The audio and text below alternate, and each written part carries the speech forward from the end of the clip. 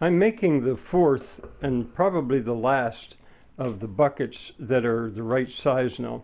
And I wanted to explain some things I learned. I've learned to do all the hems first before I do any cutting. Just do all the hems. Although I hesitated here because I just haven't got figured out exactly what that hem is going to do, on which side it's going to be.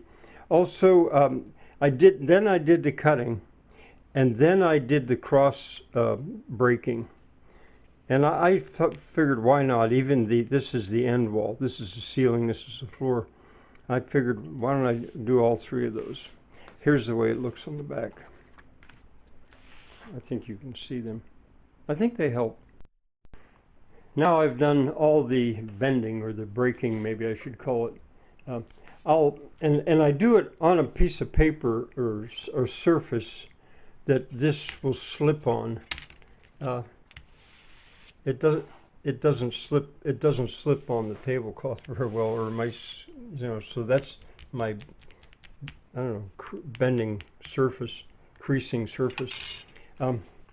Let's see, I made the cuts before I did the cross bends, and now that's the way it looks on the back. Probably wouldn't apply to aluminum or steel, but I flatten it out excessively and then run that along that edge. I can't do it with while I'm filming, I don't think. But I run it along that and really crush it, so to get rid of the memory is what Ken the Godfrey the sheet metal dude would call it. You see, this side has been crushed. This has not. So I'll flip it around and do the same on that side. Now there's one thing I disagree with Ken about, if I dare. When he would do this with his rubber hammer, he would go from one end to the other and back and forth. I go from the middle out. And I do that because that's the way you do it with, when you're putting laminate on plywood or something. I mean, it's to get rid of bubbles and stuff. And I guess that maybe doesn't apply, but I can't break the habit. I still do it that way. Well, this is pretty hard to do with only one hand. But anyway, that's going to be the first place that I fasten, and I'll just do it with tape. And notice that it's a 90. I don't have to be guessing. Notice also that I'm putting the long part on the inside and the tab on the outside. I do that because I want it as smooth on the inside as I can make it, so water will run in and run out. Okay, I did that one side, and then I flipped it over and I did the other side. I don't know if this is focusing or not. Now I'm gonna bend this over, and it's going to go on the outside of the floor. Again, so that it's as smooth as possible on the inside. Oh, and when I bend it over, where I stop, sorry about this one, where I stop is where that corner meets that spot. That's maybe arbitrary, but right there, that's what I decided to use as my measure for that angle. There, I taped it, and I did the other side as well.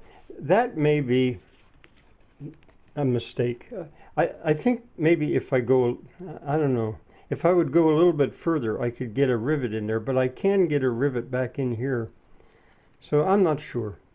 Anyway, for the time being, that's what I'm using. So there we have it. This is the hinge.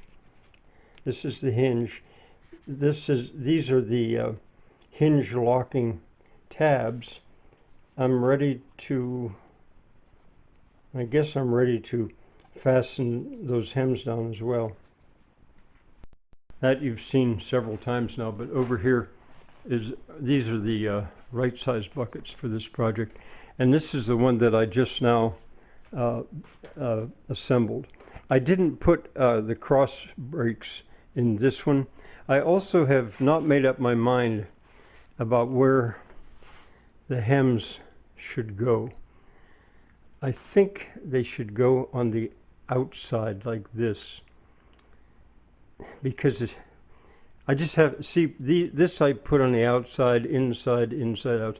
I got to make up my mind on that. I think they need to go on the outside, because on the inside they're liable to fill with catch stuff. I don't know. So I'm now ready to put them into an arch. The four of them will make up 1/4 of this finished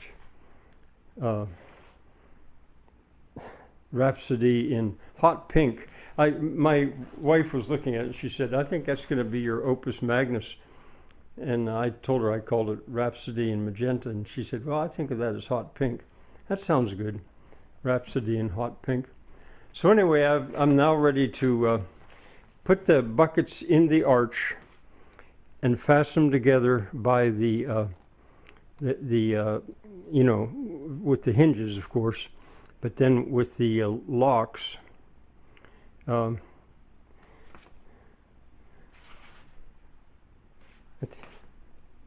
think, no, they would be, yeah, it would be like that, I think. Yeah. Yeah, like that.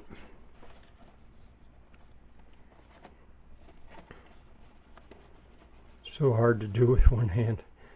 Yeah, like that. And then once they're bent, then this tab, which belongs to that one, will lock it at the right spot. So to be continued.